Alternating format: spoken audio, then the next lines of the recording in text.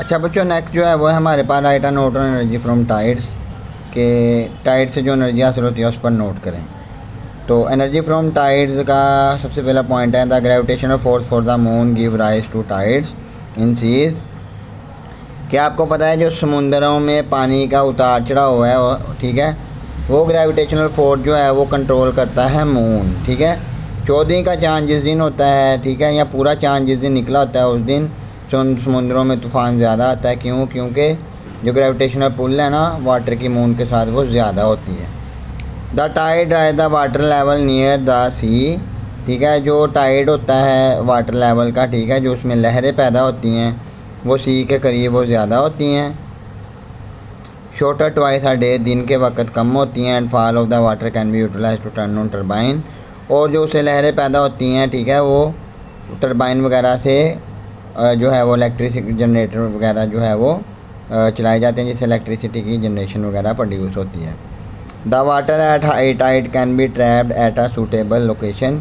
ठीक है, जो उसकी हाई टाइड्स हैं वो सूटेबल लोकेशन पर ट्रैप की जाती हैं, बेसन वगैरह पे या डैम्स वगैरह को बिल्ड करके। Water is then release in a control way, water को बाद में एक कंट्रोल वे में रिलीज़ किया जाता है। एट लो टाइड, कम टाइड पर, जो कि ड्राइव करवाती है टरबाइन को फॉर प्रोसेसिंग इलेक्ट्रिसिटी को प्रोसेस करवाने में। Next high tide, the dam is fall again and incoming water also drive the turbine. इसी तरह फिर उसके बाद वाली जो लहर है उसके ऊपर पड़ती है और इस तरह जो टरबाइनें हैं वो चलती हैं।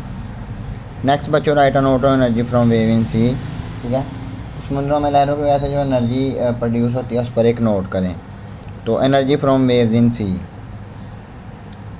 The tides and wind blow over surface of sea produce strong water waves. जो लहरें जो कि समुद्रों में हवाओं के चलने की वजह से पैदा होती हैं वो बड़ी बड़ी होती हैं।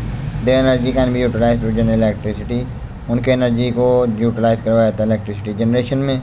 द मेथड ऑफ हार्डनेस wave energy is to use large float which will make up and down the water waves, के जो एनर्जी है, ठीक है, वो जो वेव एनर्जी है वो पानी की वजह से उसमें एक मैकेनिज़्म सेट किया जाता है, ठीक है, जिसको हम कहते हैं जी डक फ्लोट। डक फ्लोट एक तरह का मैकेनिज़्म होता है बच्चों, एक मशीन होती है, ठीक है, जो कि मूव करती है लाइक वेव्स की शक्ल में। ठीक है, उसके दो हिस्से होते हैं जो कि प्रोफेसर साल्टर डक ने जो प्रोफेसर साल्टर ने उसको सबसे पहले इन्वेंट किया था, जिसको साल्टर डक भी कहते हैं। इसके दो हिस्से होते हैं, ठीक है, एक डक फ्लोट है, दूसरा बैलेंस फ्लोट है।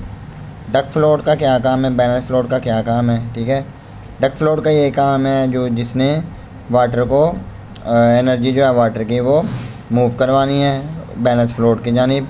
ठीक है, और जो डक फ्लोट है उसी ने ही इलेक्ट्रिक जनरेटर वगैरह को चलाना है।